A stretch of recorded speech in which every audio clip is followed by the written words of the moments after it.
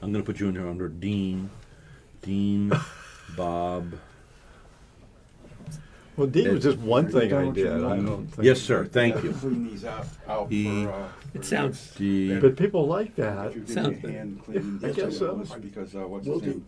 Steve Olds comes Will in at do. 11. Dean, Yes, Bob, sir. Edminster. Okay, phone number. I think of all the things I wouldn't want to be as dean of a bunch of professors, It's a challenge.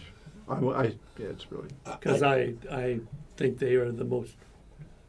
It's like being a manager of doctors. I was the Yeah, like a hospital, Yeah. and everybody expects your doctor to be fantastic because you'll manage them. Yeah. And you don't even get to see well, the surgery. You're unique. I was the #1 education writer in McGraw-Hill, believe it or not. Oh, you were? Yeah. Really? And I went back to Business Week because I found McGraw-Hill that published my book. there's yeah. an inverse relationship between how much power you have and how much you need power. And deans don't have any power at all, but they need power. And so I'm interviewing these presidents of Hutchins. I've interviewed Hutchinson in Chicago, Oh, and the vanity was unreal. But if you interview a CEO of a thing, he's learned to be humble that's right. because he makes a decision and 5,000 people lose their job. Sure. So that makes you humble. Sure. But being the dean, you can't fire anybody. Hey, this is Rhett. Yeah. Rhett Palmer. How you doing? Yeah, I just got your message. Believe it or not, I just got your message now. I'm sorry. I see that it was sent yesterday.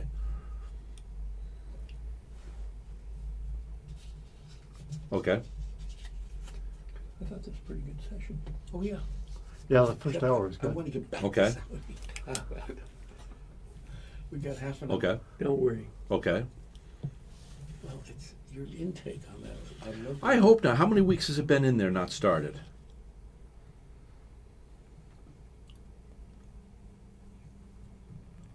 But you don't really have to worry, and I'll tell you why. It probably will start.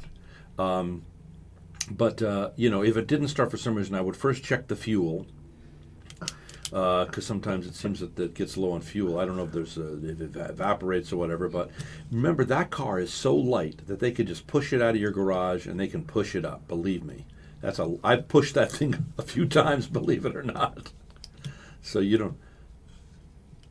This is his Model Yeah. A. Oh yeah. I You just have any? The only somebody time said it didn't run one, I let it sit for a few months at a 15 time. Then I'd have to hire somebody to, Probably more Model A's. get it going again. But I don't You know, think so. I've, I thought the Model T was the major. Model A was between I 29 don't and know. 31. I don't so think it- I have a key anymore, and I 29, have a 30, lunch date with 31, an attorney. That's my only Model problem. T was made until 1927. Yeah. Yeah, that's right. The first A. Yeah, was and do me a 28. favor. Stay in touch with me. Okay. It's nice to hear you, and I want to know what 28, happens 29, with it. And I 30, certainly want to 31 see it when you was get it. done with it. You're 4 going to have a years. lot I of don't fun think- fixing it yeah. up. And you could have any And, color. As long as April it's was black. Well, actually, in 31 you could have green. oh yeah, you're going to have fun with this. You're gonna And have that a lot started of the fun. whole new. I'm glad it's in good evolution of hands. Cars have to look. I neat. don't. I had it for 20 years. I don't regret selling it to you. And it was time. It's hard to get rid of something that with so many memories and everything. But you're going to have a blast with your grandkids in that. But They're great cars. Even I could fix it. See, I'm trying to and relate this don't go to, like, don't go Tesla over. and stuff. I wouldn't You go know. over 48, 45 max. Never go over 50 in that thing. It's just the wheels are too narrow. Yeah. Well, I was hoping Oh, you'll have fun. we Yeah. would get to the And federal. you can use it in to the parade. You know. The new Federal Reserve that's going to come Okay. next February, but that could be another Hey, day. stay in touch. Call me anytime. You need me this afternoon? Call me anytime. Because that won't Okay. happen for a while. Okay, The God bless. Saudi just happened. Yeah, we don't have time to get into that. We today. just got half an hour. Sold your Model A. Yeah, that's the guy who I'm bought just it. saying I had 3 of them at one time. Did you? Well, one time I was really into old cars. I had 3 Model A's, a 39 Ford. Oh, wait a second. You claim you were making under 100,000 a year as deputy director of CIA. How did No. you have 3 antique cars? Somebody was giving you money in the back pocket there, Now, boy. do you know how much I paid for them? I paid under $10,000 for all 3 of them. I bought them all at one Wow. time. Oh, you're Really? kidding. Guy wanted to sell all of his cars. Yeah, let me my. tell you something. As a deputy director of the CIA, though, Don't tell me it never happened. Would there? And what? Why would it happen? Why would somebody come to you and say, "Hey, Dick, here's a little money. Here's a little green. I want you to do such and such." Are you kidding? Did they? Yeah, no. I wouldn't accept a cup of coffee from anybody. No, A that's- lunch. See, that's integrity. Yeah. You know that still goes on today. You know, I was up to see Posey when I went to the White House, Congressman Posey, and George, his publicity guy. We went out to dinner, the 4 of us, and I put out my credit card. I said, "Oh no, Rhett. We'll pay. I'll pay for my wife and me. You pay for Barbara." That, you know, No, I which in never- a way is That's where you got to be. It's absolute. Especially You Yeah, had CIA. absolute. you had people watching. I had a general counsel that watched me, Oh yeah. and an inspector general that watched me, And you had- and a secretary that And watched you had a me. lot Now- of people that wanted your No. job watching. Now there's that fear. Can you be creative? So I'm in the advertising business, okay? So let's say you guys had a corporation, and you guys come to me, and we have the agreement was we'd sit down at the table and say anything goes. No one's allowed to put anybody down. So all of a sudden Dick goes, "Well, I want to see our logo up on the moon." Okay, we don't talk about it. He wants to see the logo up on the moon. Now we come back the next day, and then we say, "Well, Dick, we can't put the logo on the moon, but how about we put a double billboard? We light it up at night with day glow paint. And we put the logo on the moon and have lights shining on it. And people driving down the street, it looks like the moon with your logo on it." You know, I mean, in other words, be creative. You know, come back later on. But if you have, you know that, like you were saying, you had to create an atmosphere of freedom of thought. If people are fearful, you know, that's why I could never work for anybody. I don't know why. Maybe it's because I had an abusive stepfather from 6 until 12. And a guy would drink and just scream at me. Vice President IBM. Lots of money, but, you know, a nasty guy. You're in the So open. I associate authority with that. So it's very hard for me to now, you know, but if you have a good dad and a good upbringing, then you don't look at your dad as being like that. And then you can work with others, not necessarily Right. for them. That's true. Knowing that they have authority, but they're not there to be, you know. Push you down. But no, it's all perception. You know. That's what life is. We are talking about perception. We're talking about perception today. Dick Kerr is in the studio, former Deputy Director of the CIA. Good morning, Dick Kerr. Good morning. We also have Dean Bob Edmister, and also Professor of Finance. Good morning. Thank you. Nice to have you here for the first time. I hope you become a frequent guest like these two characters. And we blame everybody being here on Stanford Erickson. Let's have a round of applause for Stanford Erickson.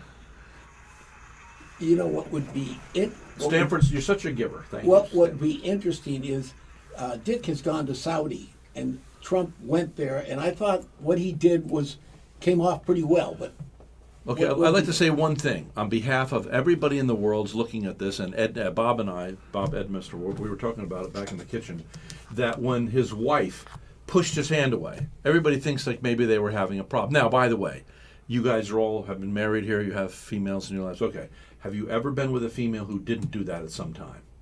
yes, Got a little, okay. We've all had that happen, right? Okay, here's what I believe, and no one ever thought about this. When you're with royalty, and she's quite cognizant as a European of royalty, you do not hold hands in public. Now we know Trump is a bit of a ruffian, he's rough around the edges, so he goes to hold her hand and she pushes it away because this is not the place to be demonstrative of affection. And she probably knew that. Now, why is the press putting it, on light, making it look like they're having a fight, How terrible of the press to do that. How uneducated, what are the other nasty Negative. words? Yeah, how negative. So we want boo. Do we have a boo or do we have something like ba-da-ba-ba-da? Give me that anyway. All right? Yes. Yeah, I think you're right. I think you're exactly right. I think that, to think of that as somehow rejection of her husband is just ridiculous. Yeah. Royalty doesn't hold hands, and she knew that women She's are. got class. Yeah. And I'll tell you what, she's a strong woman. Yeah. Yeah. Did you hear the other day something was going on? She was talking to, there was an older, rotund, fat older lady, and she was the head of, I don't know, some country, and she had to walk slowly. She says, "You just take as long as you want. I'm going to walk beside you." That's elegance. That's what, excuse me, what is that for? What is that? That's totally misappropriate. Well, inappropriate. I'm saying that Mrs. Trump Mr. had B the is elegance. somewhat liberal, you understand. Well, it's my show. Let's not forget that, Mr. B. You don't want to cease to be. Oh, Oh, we could do the song. that's- you're going to get a boo Mr. for B. that. That's cruel. I love Mr. B. It's plain to see. But if he misbehaves, he will cease to be.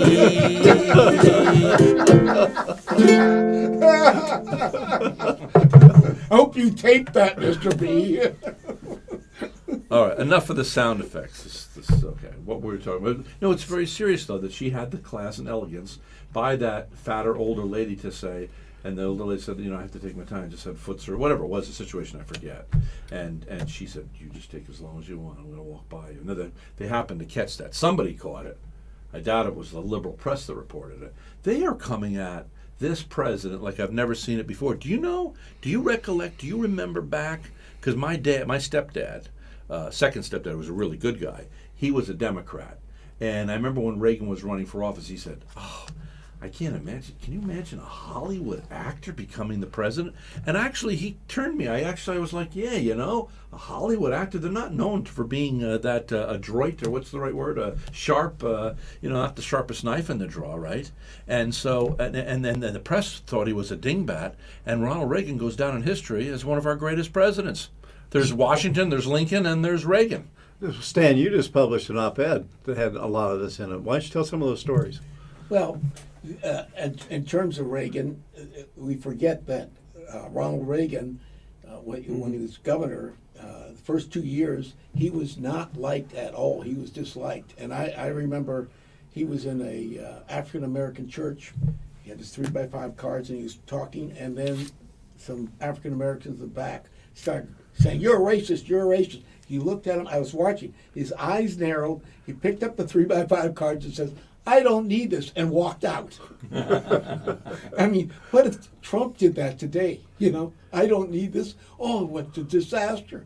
That was Ronald Reagan. It took him a while to not be thin-skinned, but he did not like his integrity being challenged. And I think that's Donald Trump does not like his integrity being challenged. I think he sees himself as a man I'll tell you of one integrity. thing about Donald Trump. You know how he'll wait. He's not the first to throw a punch, but if you even move towards him with the action of a punch, he's it's not only you're going to get punched and beat up, you're going to get virtually crucified. That's it. It's over for him.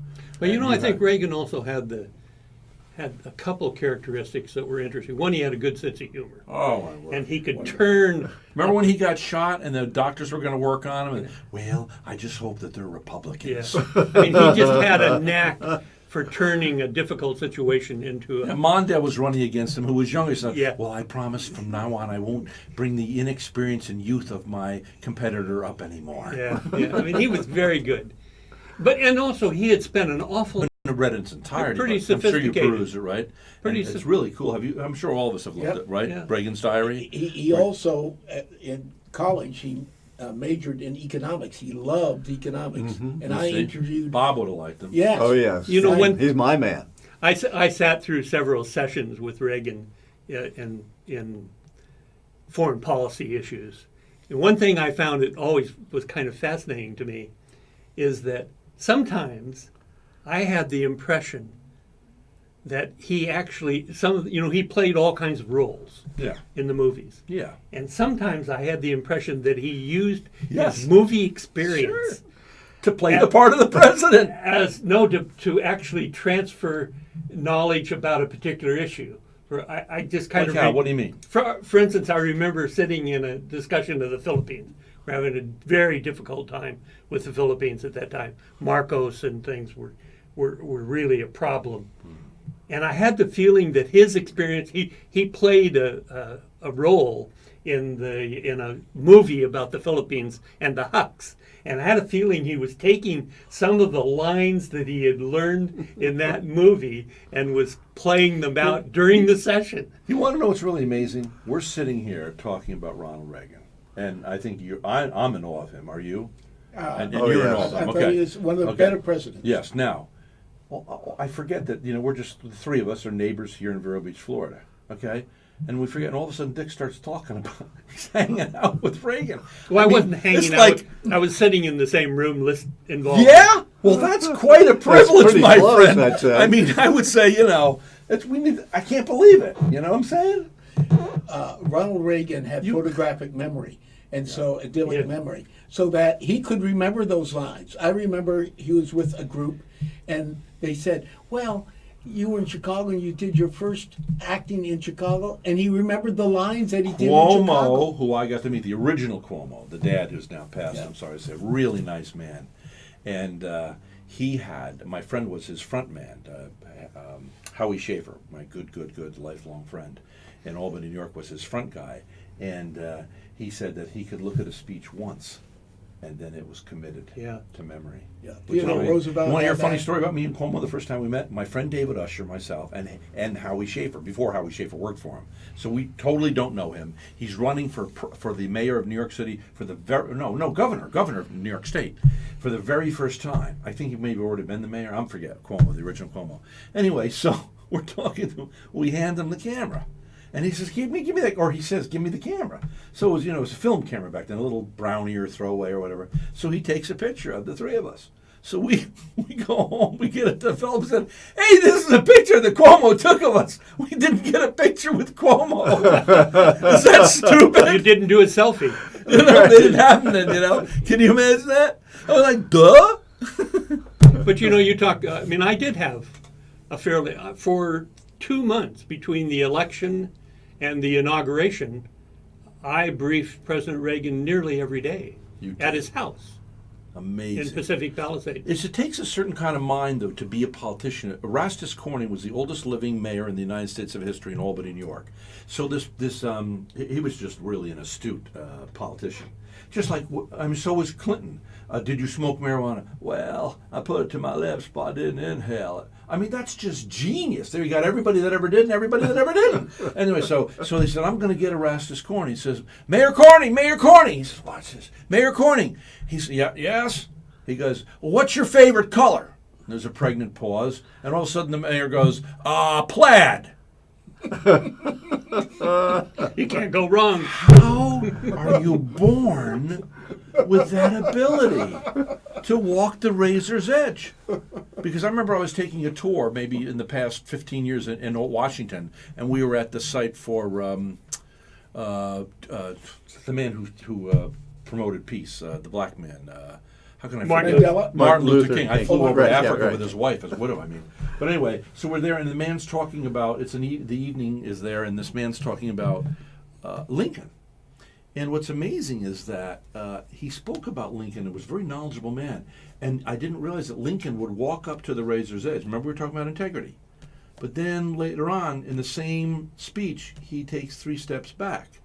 And I realized, even Abe Lincoln, who was honest Abe, you had to walk, because you cannot get elected if you don't bring some of the, what do you call it, the independents Opposition. in. Yeah, the opposition in. You're not going to get elected. And look at Clinton. He was a genius at that. Well, I think they're going to find out that Donald Trump will learn from that and Learn from what? learn to moderate how he treats people and what he says. I think he'll learn that that's necessary as being president. I do think he's at a point of altruism in his life. He can't, he's got to know now you can't sleep in a better bed. I was down at his former wife's house.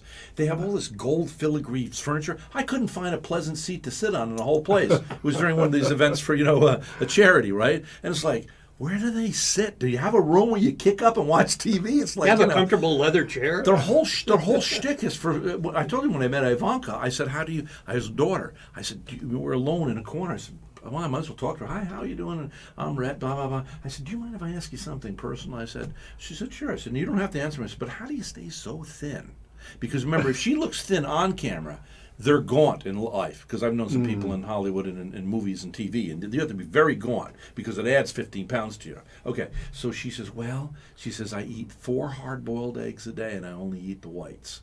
Oh. And I thought, so who wants a Learjet if you can't eat on it? I don't know about you, but I'm a foodie. What are we having today, Lois, on my private jet? Oh, we're having lobster and steak, Mr. Palmer, with mashed potatoes and macaroni and cheese. Yeah.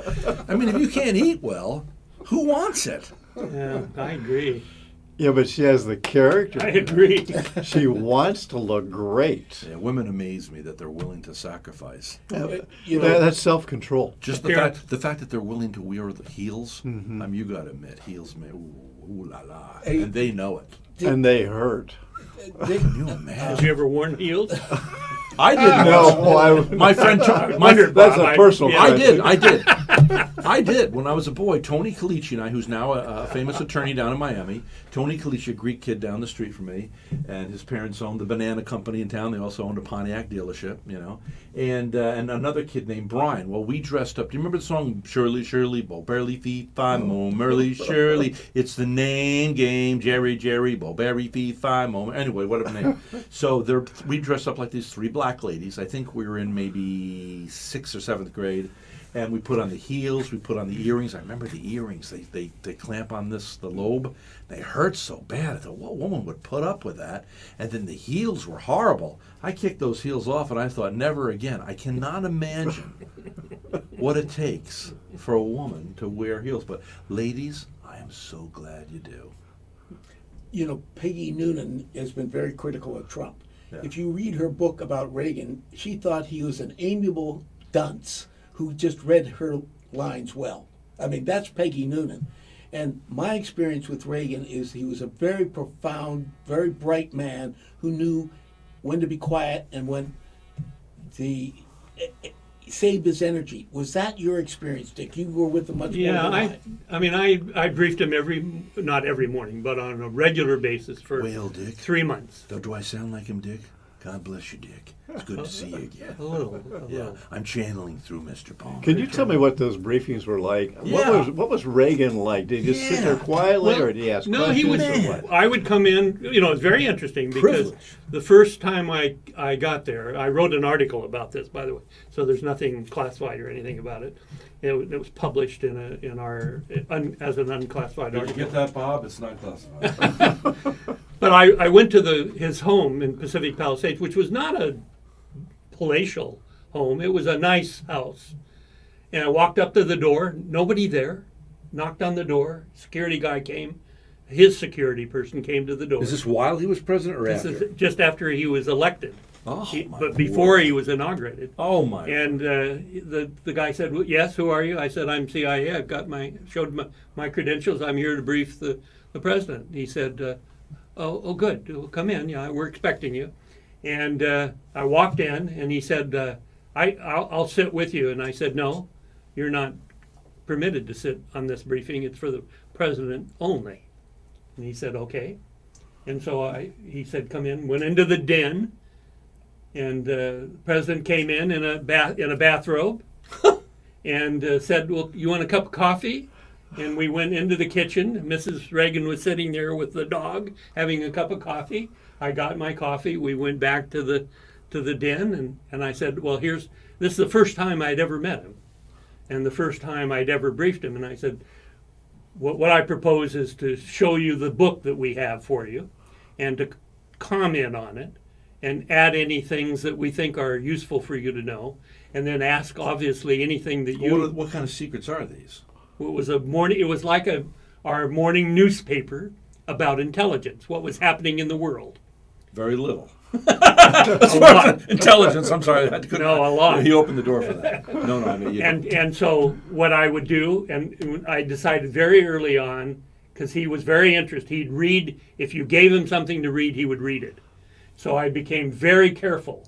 I'd say, "This is not important. You can get more information out of the news than you can out of this. So don't pay any attention to this. But this one is something that is a serious issue and one we're very concerned about. And here's some information around it."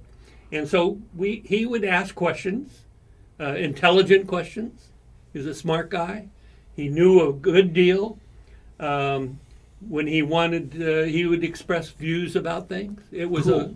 This is just so cool that you had privy of this. Listen, we're out of time for today. Dick Kerr, former White House Deputy Director of CIA, thank you for coming in. My pleasure. Eric, Stanford Erickson. Stanford Erickson, thank you for coming in. Dean Ed, Mr. We could continue. I could talk to you guys all day long. Thank you for coming on the show. We got to take a break, and we'll be back, ladies and gentlemen. Wonderful. We got to clean this Very up. so- tight. Wow, did you guys have fun? Good Yeah, session. it was great. Good A session. fast 2 hours. I loved Ann. Did you calling like in. it? Oh yeah, and Good calling. stuff. We could just go on and on. I mean, look at this. We're talking about Ronald Reagan. We got the guy in all the United States. You think about it. Who's the My guy? experience with Reagan was very bright. Who's the guy that goes in for the CIA and is going to brief him? Here he is, right here. I know. And I mean, what a privilege that is. people, I knew what it was then. James It was Baker. very exciting. James Baker did not think he was that smart either. Your friend James Baker. Which Well, just I briefed shocked me. James Baker. I know, and I've You know- interviewed James Baker, you know, and he didn't have the capacity of belief. You know, the amazing Not thing. on the capacity. The amazing thing is that, it's just like I was just in the White House, and it's just everybody's the same. We all sit on the toilet. We all have morning coffee. Right, And right. you go up thinking, oh, well, no. And, somebody's world famous, so they're impervious. No, matter of fact, they may be less. They don't know who their friend is. And they're interested in knowing what's going on. They want somebody they can trust too. Yeah, that's right.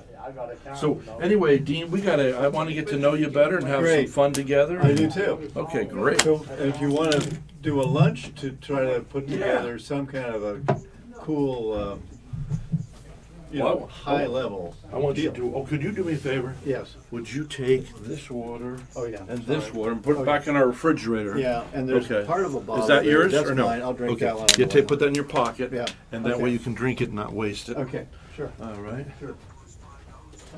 Thank you. Thank you. Thank you.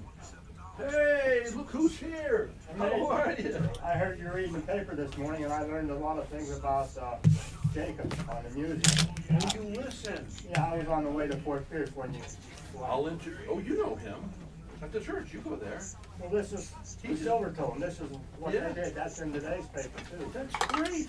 Yeah, and also the 15th of April 2018 is Jackie Robinson Day, and it's a Sunday. The ballpark. Didn't see you there, but your other fellow did. I sent him in my stead. I couldn't make it. I was out of town. Yeah. But